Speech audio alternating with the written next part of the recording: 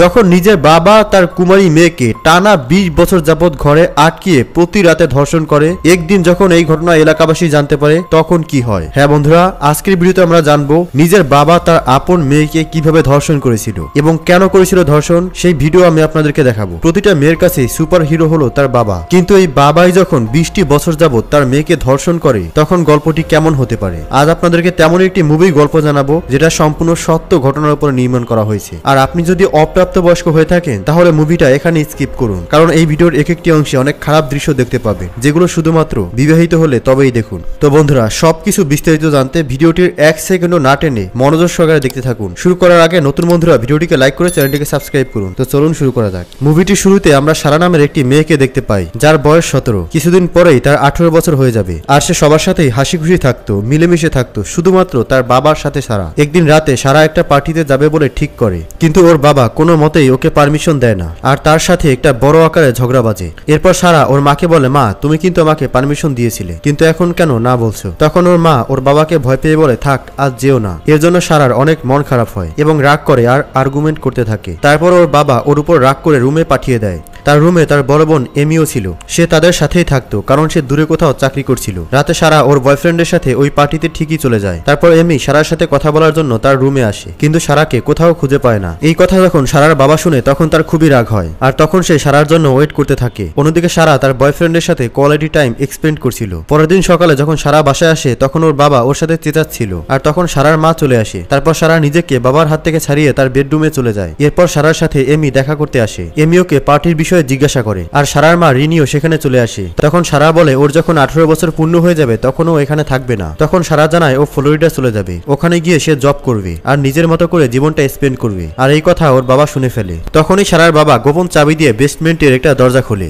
যেটা বুকশেলফ দিয়ে ঢাকা ছিল। এরপরে সারার বাবা 3 মাসের জন্য ওয়েট করে, কারণ 3 মাস পর সারার গ্রাজুয়েট কমপ্লিট হয়ে যাবে। তারপরে আমাদের 3 মাস পরের সিন দেখানো হয় যেখানে সারা বয়ফ্রেন্ডের সাথে কথা বলছিল আর এমিও ওর কাজের জন্য বাইরে চলে গিয়েছিল। এরপর সারার বাবা ওকে ডাক দেয়, একটা বক্স দেখিয়ে বলে এই বক্সটি বেসমেন্টে পৌঁছাতে হবে। তখন সারা আর তার বাবা মিলে ওই বক্সটি বেসমেন্টে নিয়ে যায় আর তখনই সারার বাবা সিক্রেট রুমটি খুলে দেয় আর সারা খুবই অবাক হয় কারণ সে জানতোই না এখানে একটা রুম ছিল। এরপর সারা এবং তার বাবা ওই রুমে প্রবেশ করে আর তখন ওর বাবা জানায় এই রুমটির মধ্যে দ্বিতীয় বিশ্বযুদ্ধের সময় সৈন্যরা লুকিয়ে থাকতো। কথা বলতে বলতে সারার বাবা সারাকে এই রুমের মধ্যে আটকে রেখে সে বাইরে বেরিয়ে যায় আর সারা বাবা বাবা বলে চিৎকার করতে থাকে। তো সারার বাবা তার কোনো কথাই পাত্তা দেয় না। সারার খুব ভয় পেতে শুরু করে। সে দরজা খোলার খুব চেষ্টা করছিল, পিন বারবার দিচ্ছিল কিন্তু কাজ করছিল না। 3 বারের বেশি ভুল পিন দেওয়ার ফলে ওই রুমের লাইট বন্ধ হয়ে যায় আর ভেন্টিলেটরও অফ হয়ে যায়, যাতে করে সারার নিঃশ্বাস নিতে খুব কষ্ট হচ্ছিল। সারা ওই বক্সটি খুলে, যেই বক্সটি কিনা সারা তার বাবা এখানে নিয়ে এসেছিল, আর বক্সটি খুলে সে রীতিমতো অবাক হয়ে যায় কারণ ওখানে তার প্রয়োজনীয় কিছু কাপড় চোপড় ছিল আর কিছুই না। আর তখন একটা লাইট জ্বলে ওঠে আর অন্য পাশে একটা ভেন্টিলেটর চলতে থাকে। সারা ভেন্টিলেটরের কাছে গিয়ে চিৎকার করতে থাকে আর সারার বাবা লক্ষ্য করে সারার আওয়াজ বাইরে পর্যন্ত আসছিল। তখনই ওই ভেন্টিলেটরের উপরে একটা কম্বল ছুঁড়ে মারে যাতে করে ওই রুম সম্পূর্ণরূপে সাউন্ড প্রুফ হয়ে যায়। সারার কোনো শব্দই রুম থেকে বের হয় না। ওই দিন রাতে সারার মা রিনি ওর জন্য খুবই চিন্তা করে। সে ভাবছিল তার মেয়ে কোথায় গেল। রিনি সারার সব ফ্রেন্ডকে কল করে এবং জিজ্ঞাসা করে সারার কোনো খোঁজ খবর তারা জানে কিনা, কিন্তু সবাই বলে সারার বিষয়ে তারা কিছুই জানে না। আর ওখানেই সারার বাবা খুব আরামে বসে থাকে কারণ সে তো জানতোই যে সারার সাথে কি হয়েছে। পরের দিন সারা আবারও পিন নাম্বার দিয়ে চেষ্টা করে দরজা খোলার জন্য, কিন্তু বারবার পিন নাম্বার ভুল দেওয়ার কারণে লাইট চলে যায়। অবশ্য কিছুক্ষণের মধ্যেই লাইট আবার জ্বলে ওঠে আর ভেন্টিলেটরও চালু হয়ে যায়। সারা একটা বাস্কেটের মধ্যে টয়লেট করে। 4 দিন পর যখন তার বাবা রুমে আসে তখন সারা লুকিয়ে পড়ে। তখন সুযোগ বুঝে ও তার বাবাকে ধাক্কা মেরে রুম থেকে বের হতে চায়, কিন্তু ওই দরজার বাইরে আরো একটা দরজা ছিল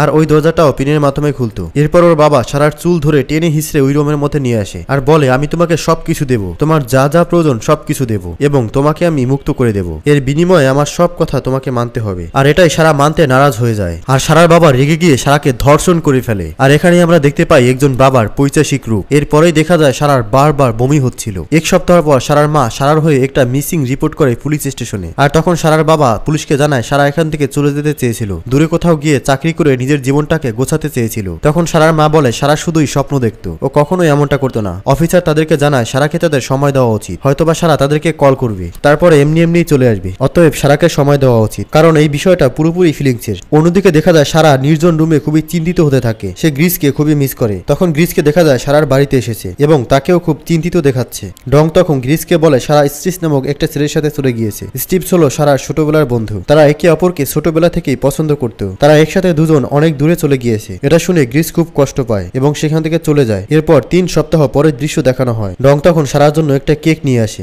কারণ আজ সারার জন্মদিন আর সারা 18 বছরে পড়েছে। ডং তখন সারাকে মোমবাতিতে ফু দিতে বলছিল, আর সারা ফু দেয়, কারণ সারার মনে পড়ে যায় সে যদি ডং এর সাথে ভালো ব্যবহার করে, ডং এর সব কথা শুনে, তাহলে হয়তো ওখান থেকে ওকে মুক্তি করে দেবে। ডং সারাকে একটি ড্রেস গিফট করে আর বলে পরে আসতে। তারপর সারা ওই ড্রেসটি পরে নেয়। এরপর ডং বলে যে কোনো কিছু একটা চাইতে। তখন সারা বলে আমাকে মুক্ত করে দাও। তখন ডং বলে এটা হতে আরো কিছুদিন সময় লাগবে, অন্য কিছু চাও। তখন সারা একটা টিভি আর একটা ঘড়ি চায়, কারণ ঘড়ি ছাড়া সে বুঝতেই পারে না কখন দিন হয় আর কখন রাত। ডং সারাকে ঘড়ি তো দেয়, কিন্তু এর বিনিময়ে সে তার মেয়েকে আবার ধর্ষণ করে। এরপরে 37 দিন কেটে যায়। তারপর হঠাৎ একদিন লক্ষ্য করে তার খাবারের কৌটার ঢাকনাটি খুবই ধারালো এবং সেটাকেই অস্ত্র বানিয়ে নেয়। এরপর যখন ঢং আসে ওই দিন তাকে ইন্টিমেট হতে বলে, আর পেছনেই সে অস্ত্রটিকে লুকিয়ে রাখে। কিন্তু ঢং এতটাই চতুর ছিল সে বুঝে ফেলে সারার পেছনে কিছু একটা আছে, আর ও সারার একটি হাত ভেঙে দেয় এবং সারাকে অনেক মারধর করে। সারা বন্দী হয়ে আছে প্রায় 1 বছর হতে চললো। তখনই আমরা দেখতে পাই সারা প্রেগনেন্ট, আর তখনই আমরা দেখতে পাই ডং সারাকে খাবার বানানোর জন্য একটা জায়গা করে দিচ্ছিল। তখনই সারার পেটে ব্যথা শুরু হয়, অর্থাৎ ডেলিভারির সময় হয়ে গেছে। এরপরে সারা একটা কন্যা সন্তান প্রসব করে। ডং এসে দেখতে পায় সারা অলরেডি একটা মেয়ে শিশুর জন্ম দিয়েছে, কিন্তু সারা এতে মোটেও খুশি নয়। আর এভাবেই চলতে চলতে 4টা বছর পার হয়ে যায়। অন্যদিকে সারার মা তার কথা চিন্তা করতে করতে সারাক্ষণ কান্না করতে থাকে। অন্যদিকে আমরা দেখতে পাই সারা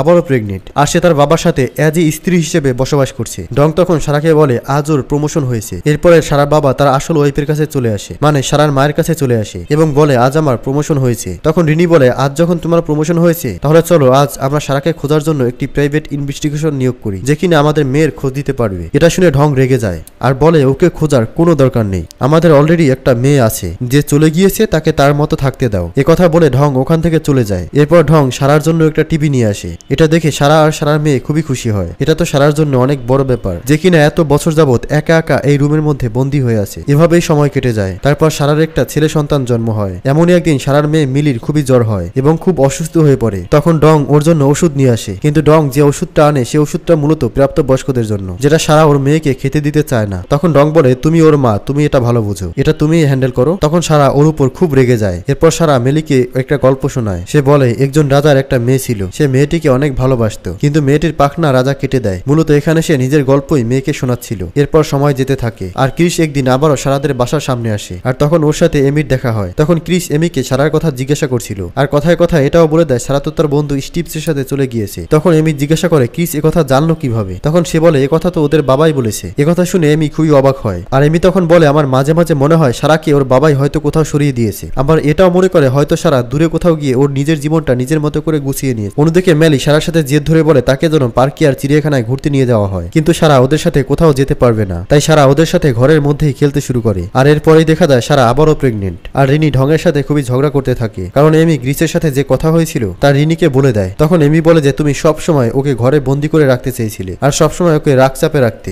এই কথা শোনার পর ঢঙের খুবই রাগ হয়, আর ভুলবশত তার পকেট থেকে ওই বেসমেন্টের চাবিটি পড়ে যায় যেখানে সারাকে আটকে রাখা হয়েছিল। চাবিটি ওখানেই ফেলে রিনিকে সামলাতে চায়, আর তখনই এমির নজর পড়ে ওই চাবিটার দিকে। সে ওই চাবি নিয়ে বেসমেন্টে চলে যায়। সেখানে গিয়েও দেখতে পারে প্রয়োজনীয় সবকিছু এখানে রাখা, অর্থাৎ টয়লেট পেপার, বেবিদের ডায়াপার, আরো অনেক কিছু। এসব দেখে এমি ভাবতে থাকে এখানে এমন জিনিসপত্র কেন রাখা আছে। আর তখনই ডং ওখানে চলে আসে, ওকে অনেক বকাঝকা করে ওখান থেকে বের করে দেয়। অন্যদিকে সারা ডেলিভারি ব্যথা ওঠে। সে আরো একটা ছেলের জন্ম দিয়েছে, যার নাম রাখা হয় টমাস। ডং যখন ছেলেটাকে দেখতেছিল তখন সারা ওকে রিকোয়েস্ট করে ওর ছেলেটাকে যেন রিনির কাছে রেখে আসা হয়। ও চায় এই ছেলেটা যেন অন্তত ভালোভাবে মানুষ হোক। এই কারণে ঢং একটা প্ল্যান বানায়। ও সারার নতুন বেবিকে রিনির দরজার সামনে রেখে আসে, যেটা দেখে রিনি ঘর থেকে বের হয় এবং সারার একটা চিঠি পায় যেখানে লেখা থাকে ডিয়ার মম, ও আমার ছেলে, আমাদের কাছে এত টাকা নেই যা দিয়ে ওকে আমরা মানুষ করতে পারবো, তাই তোমার কাছে রেখে গেলাম। এটা দেখে খুবই দুঃখ পায় এবং সে টমাসকে ঘরের ভেতর নিয়ে যায়। তখনই ঢং ওই ব্যাগের ভিতর আরো একটা চিঠি পায় যেখানে সারা লিখে রেখেছিল যে বাবা মাকে নিচের বেসমেন্টে আটকে রেখেছে। এটা দেখে ঢং খুবই রাগ হয় আর সারাকে নিচে গিয়ে পানিশমেন্ট দেয়, অর্থাৎ ওর সাথে আবারও ইন্টিমেট হয়। এরপর কয়েক বছর পার হয়। মেলিয়ার মাইক অনেকটা বড় হয়, আর তখন সারা লক্ষ্য করে ওর বাবার নজর ওর মেয়ের দিকে পড়েছিল। সারা এবার ওর বাবার খারাপ উদ্দেশ্য সম্পর্কে বুঝে যায়, আর ও ঢংকে বলে ঘর থেকে বের হয়ে যেতে। লাইট না থাকার কারণে ভেন্টিলেশনও বন্ধ হয়ে যায়। এতে করে মেলির খুব শ্বাসকষ্ট হচ্ছিল,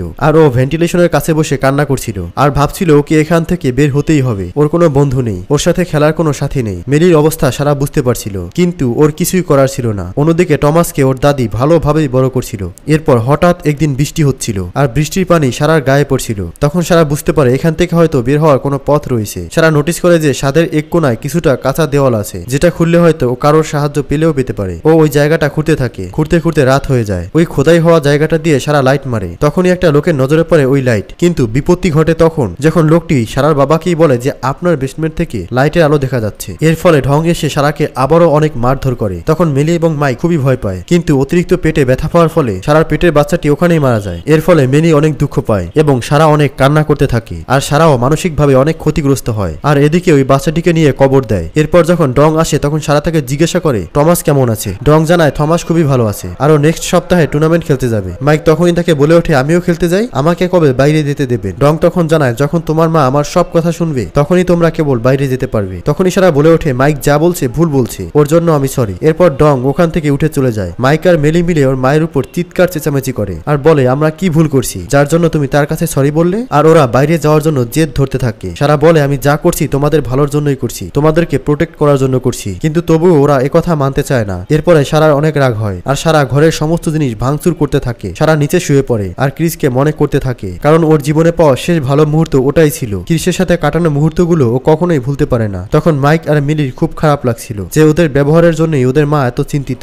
আর এতটা দুঃখ পাচ্ছে। ওরা দুজন মিলে সমস্ত আসবাবপত্র আবার ঠিক জায়গায় গুছিয়ে ফেলে আর সারার কাছে এসে মাপ চায়। আর সারা সবকিছু বলে দেয় যে ডং এত বছর ওর সাথে কি কি করছে। এসব শুনে ওরা খুব ঘাবড়ে যায় আর কষ্ট পেতে শুরু করে। আর হঠাৎই মিলির অ্যাজমা অ্যাটাক হয়। সারা ওদের জড়িয়ে ধরে বলে সারা ওদের খুবই ভালোবাসে। এরপর একদিন ডং সারার সাথে খারাপ ব্যবহার করছিল, তখনই মাইক এসে ডং এর গায়ে হাত তোলে। ডং ওখান থেকে চলে যায়, কিন্তু রুমের লাইটও বন্ধ করে দিয়ে যায়। কিছুদিন পর ডং এর চাকরি চলে যায়। ওর টাকা সারা ও তার বাচ্চাদের পেছনে খরচ হয়ে যেত। রিনি তখন ডংকে জিজ্ঞাসা করে ডং এর এত টাকা পয়সা কোথায় চলে যায়, কিভাবে খরচ করছে এত টাকা। অন্যদিকে সারা ভেন্টিলেশনের জন্য দেয়ালের কিছু অংশ ভেঙে ফেলে। তখন ডং এর কাছেও ঘর ছাড়ার জন্য লিগাল নোটিশ চলে আসে, কারণ সে ঘরের ইএমআই টাকা দিতে পারছিল না। এখন ডং সবকিছু আর হ্যান্ডেল করতে পারছিল না, তাই ডং সিদ্ধান্ত নেয় সারা এবং তার ছেলে মেয়েদেরকে মেরে ফেলবে। এরপর ডং একটা পাইপ ওই ভেন্টিলেশনের ভেতর দিয়ে প্রবেশ করায়, যেটাতে কিনা ও গাড়ির স্মোক দিয়ে ওদেরকে মেরে ফেলবে। তখনই টমাস ওখানে চলে আসে আর ডং বাধ্য হয় গাড়ি বন্ধ করতে। সারা বেসমেন্টে বন্দি আছে প্রায় 20 বছর হতে চলেছে। আর এর মধ্যেই মিলির একটা অ্যাজমা অ্যাটাক হয়ে যায়, কেননা বাইরে ওরা বারবিকিউ এর পার্টি করছিল আর সেই বারবিকিউ এর ধোয়া ওদের রুমে প্রবেশ করছিল। ওই দিন রাতে ঢং ওদের ঘরে আসে। তখন সারা ওকে অনেক রিকোয়েস্ট করে। ডং প্রথমে রাজি হতে চায় না, কিন্তু সারার অনেক রিকোয়েস্ট করার পর ও রাজি হয় মিলিকে হসপিটালে নিয়ে যেতে, কিন্তু মাইককে ওখানেই রেখে যায়। সারা যখনই বাইরে আসে তখনই চোখের সামনে ও ওদের ঘরটি দেখে আর ওর সামনে আগের সমস্ত স্মৃতি ভেসে ওঠে। ঢং ওদের হসপিটালে নিয়ে যায়। এখানে ডক্টর অনেক কষ্টে মিলিকে বাঁচায়। তখনই একজন নার্স আসে আর নার্স সারাকে একটা ফর্ম পূরণ করতে বলে,